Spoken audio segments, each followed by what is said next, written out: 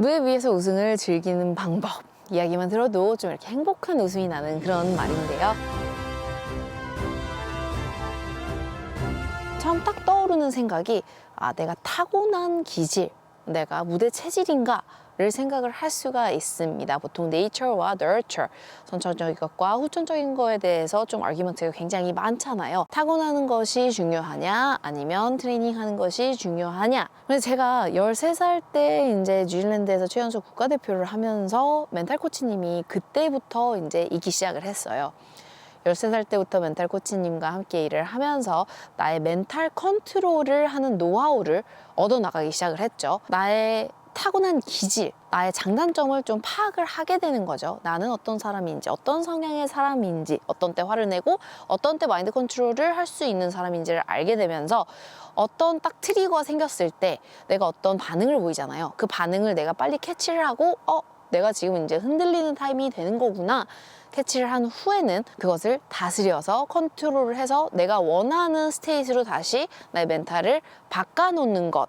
이 바로 멘탈 컨트롤이고 멘탈 트레이닝의 이제 노하우, 그게 쌓이게 되는 거죠. 타고나는 부분이 있어요. 후천적인 것도 필요하고요. 그런데 나의 장단점을 정확하게 파악을 하고 그것을 잘 다스릴 수 있는 능력이 바로 멘탈 트레이닝입니다. 누구든지 다 잘 멘탈 컨트롤을 할 수 있게 되는 거예요. 멘탈 트레이닝을 하는 방법은 다양합니다. 좋은 멘탈 코치님과 함께 해서 1대1로 나의 장단점을 파악을 하고 나에게 필요한 트레이닝을 집중적으로 쌓아 나가는 거죠. 또는 롤모델이나 이제 멘토어를 만들고, 보통 롤모델이나 멘토어는 제가 가고자 하는 곳에 벌써 계시는 분들이잖아요. 그분들이 어떤 과정을 밟아 나갔고 어떤 트러블이 있었고 어떻게 극복을 해 나갔고 등등을 이제 배우면서 그들의 노하우 를 간접 경험을 하면서 조금 더 지름길을 만들어 나가고 조금 더 시행착오를 줄이는 또 그런 부분을 도와주는 분들이 바로 롤모델이고 또 멘토이죠. 그래서 그런 부분들이 있어도 좋고, 저 같은 경우에는 사실 책 읽는 거를 굉장히 좋아했어요. 약간 롤모델과 멘토랑 비슷한 건데요. 유명한 골퍼들, 위인전들 또는 골퍼랑 상관없는 일을 하는 좀 유명한 분들의 위인전들을 읽으면서 어떤 배경에서 자라났고 어떤 것들에 의해서 어떤 것들이 자극이 돼서 이런 사람이 됐는지 이런 거를 좀 읽고 분석하고 배워나가는 거를 굉장히 좋아했었거든요. 그러면서 간접 경험도 하게 되는 것이고요. 또 제가 좋아했던 장르는 좀 직접적인 골프 멘탈 트레이닝 책들이었어요. 멘탈 코치님들이 거의 그런 책을 쓰시는데요. 전수해주는 그런 테크닉들을 제 게임에 직접적으로 좀 제가 사용을 해볼 수도 있고요. 필터링을 통해서 나의 성향에 이건 맞고 이건 맞지 않구나를 알아나가면서 간접적인 경험을 통해서 또는 직접적인 경험을 통해서 노하우를 계속 쌓아나가는 거죠. 굉장히 다양한 방법들이 있고, 내가 진짜 뭘 배우기 원한다면 요즘에는 인터넷도 있고 정말 뭐 정보의 액세스가 쉽기 때문에 마음만 있다면, 부지런하다면 다 얻어낼 수 있는 그런 정보고 또 그런 트레이닝입니다. 사실 정말 세계적인 선수가 되기 위해서는 실력이 탄탄해야죠. 그러면 테크닉도 올바라야 하고 연습량도 많아야 하고 또 멘탈 컨트롤도 굉장히 좋아야 해요. 그것만큼 중요한 것이 또 바디 컨디셔닝이죠. 멘탈 트레이닝을 하고 멘탈 컨트롤을 하게 되면 내 몸에 내가 넣는 음식들과 내가 수면하는 그런 퀄리티 등들을 통해서 나의 퍼포먼스가 좌우가 되는구나를 느끼기 시작을 할 거예요.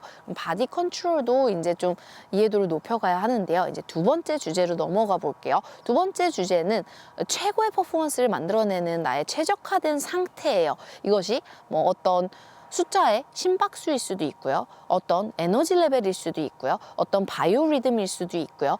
좀 종합적인 부분인데요. 이게 다 이제 개개인마다 다르죠. 예를 들면 저 같은 경우에는 시합을 잘 칠 때는 평균보다 좀 많이 차분할 때 집중을 잘하고 바디와 마인드 컨트롤을 굉장히 잘합니다. 이제 골프는 스포츠 성향적으로 좀 예민한 스포츠이기 때문에 정말 1, 2초 사이에 수십 가지를 한 번에 만들어내야 되고 정말 깊게 집중을 해야 되고 정말 이만큼의 실수도 하면 안 되는 그런 스포츠이기 때문에 좀 예리함이 필요하죠. 그래서 골퍼들은 보면 대체적으로 좀 많이 차분해요. 그런데 평균적인 골퍼 사이에서도 저는 조금 더 차분해야 된다라는 부분을 제가 알고 있다는 거죠. 그렇기 때문에 저는 시합날이 딱 되면요, 눈 뜨고 나서부터 차분하게 행동을 합니다. 골프장에서 행동하는 것과 흡사하게 행동을 하죠. 예를 들어 샷으로 걸어갈 때는 굉장히 빠르게 이동을 하잖아요. 샷에 도착해서는 굉장히 여유 있게 움직이고 여유 있게 샷을 하죠. 하지만 또 샷이 끝나면 또 이동할 때는 굉장히 빠르게 가죠. 그런 것처럼 눈을 떴을 때 불필요한 일들을 할 때는 굉장히 빠르게 행동을 하다가 나한테 정말 중요한 일들을 할 때는 또 차분하게 천천히 신중하게 행동을 하고요. 이렇게 눈 뜨자마자부터 루틴을 해나가면 코스에도 이 좋은 리듬을 쭉 타고 나갈 수가 있기 때문에 눈 뜨자마자부터 이렇게 페이스를 잡아나간 겁니다. 수다를 많이 떨어서 조금 내 마음이 좀 안정을 찾고 릴렉스를 해야지 집중을 더 잘하는 스타일인지 아니면 조금 더 차분해야 되는 스타일인지를 이제 시합과 경험을 통해서 찾아나가면 돼요.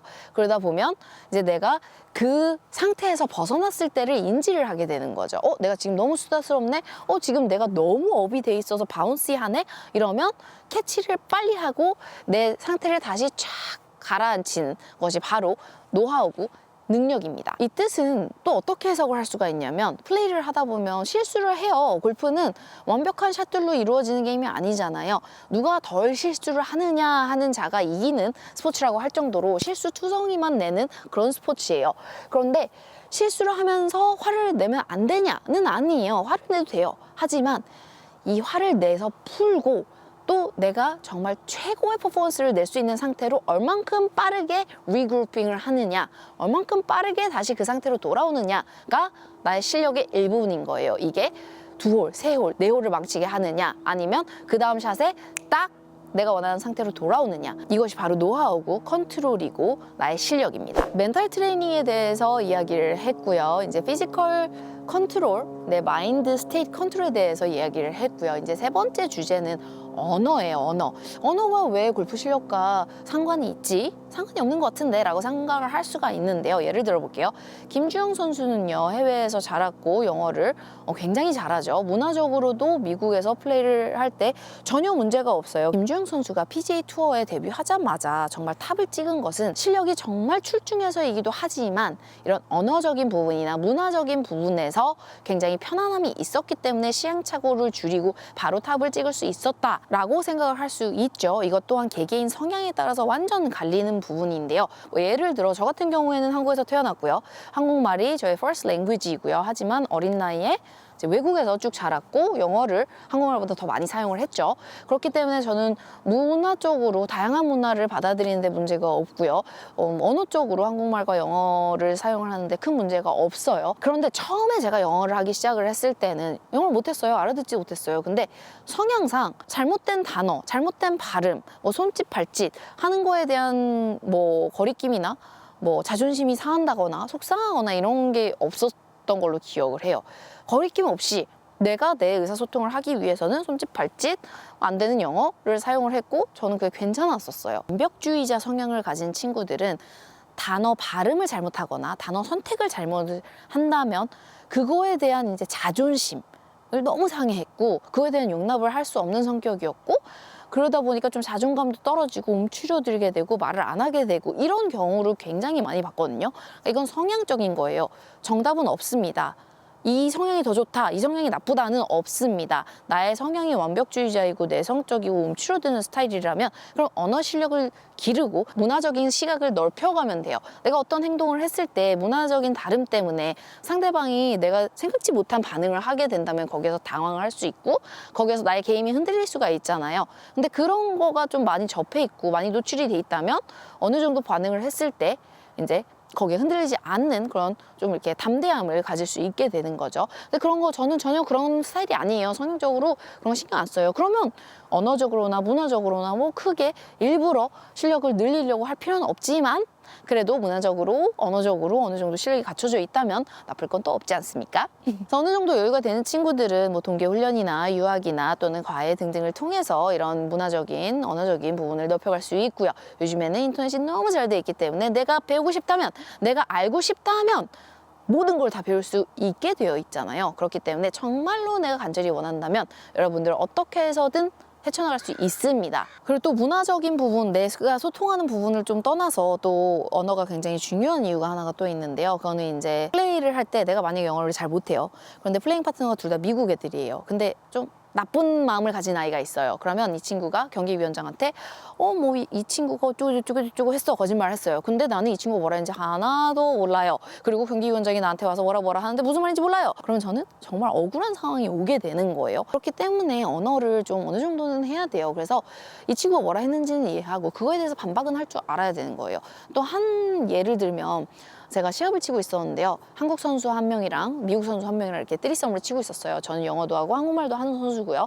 근데 이 한국 선수 같은 경우에는 레터럴 해저드가 있었어요. 페어웨이를 가로질러 가는 것이 아니고 평행으로 가는 빨간색 스테이크, 굉장히 긴 해저드였어요. 근데 그 해저드 뒤에서 그린으로 쏘는데 해저드 이제 라인을 크로스를 해서 공이 날아가다가 해저드 안에 있는 나무를 맞고 물에 들어갔어요. 근데 그 나무는 사실 핀에서 한 35야드밖에 안 되는데 이 선수는 한 90야드에서 공을 쳤거든요. 그러니까 이 선수는 룰에 대한 그 지식이 조금 안 잡혀 있었던 거죠. 그래서 자기는 이 왼쪽으로 나와서 35야드에서 드로우를 하고 치겠다라고 저한테 얘기를 해서 제가 룰상으로 이 빨간 라인을 마지막으로 건너간 자리에서 드롭을 해야 하기 때문에 저희 90야드 뒤에 저 위치에서 드롭을 해야 된다. 그랬더니 이제 이 선수가 화가 난 거예요. 사실 저보다 언니였기 때문에 이런 또 한국 문화적인 부분이 제가 그때는 많이 편하지 않았어서 그냥 경기위원장님을 불렀고 이제 제가 잘 설명을 했죠. 이 선수가 여기에서 이렇게 쳐서 이걸 나무를 맞고 떨어졌는데 이쪽에서 드롭을 하고 싶어 한다. 그러니까 옆에 미국 선수도 저 뒤에서 드롭을 하는 게 맞다라고 이제 의견이 다 내려졌어요. 근데 여기에서 만약에 영어를 이해를 했다면 또는 영어를 할 줄 안다면 내가 이 룰에 대한 잘못된 지식이 있었구나를 인지를 했다면 그렇게 화를 내지 않았을 거예요. 근데 지금 자기는 억울함을 당한다고 생각을 한 거예요. 지금 한국말을 하는 친구와 이 미국 친구와 이 경기위원장이 나한테 나쁘게 하고 있구나라고 착각을 하고 화를 냈고 나머지 홀들을 망쳤어요. 이래서 어느 정도 이해를 하고 나를 디펜드 할 수 있는 실력은 돼야 하는구나는 이제 룰적인 부분에서 꼭 필요한 부분이라고 저는 생각을 합니다. 그런데 좀 예민한 친구들은 조금 더 자존감이나 자신감을 조금 더 잃지 않도록 보호를 하기 위해서는 또 문화적인 부분, 언어적인 부분 길러나가면 너무 좋겠죠. 그래서 멘탈 컨트롤, 선천적인 부분과 후천적인 부분, 나의 장단점을 정확하게 파악을 하고 내가 상태가 흐트러졌을 때 어떻게 하면 다시 내가 최적화된 상태로 빨리 돌아올 수 있는지 노하우를 터득하는 것이 멘탈 트레이닝이고요. 그리고 언어의 중요성도 조금 설명을 해줬기 때문에 이런 부분들을 다시 잘 곱씹으면서 나에 대해서 더 배워나가고 또 어떻게 하면 더 좋은 선수가 될 수 있는지 좀 생각을 해보는 그런 시간이었길 바랍니다. 그러면 오늘도 트레이닝 함께 하느라 너무 수고했고요. 다음 영상에서 또 봐요.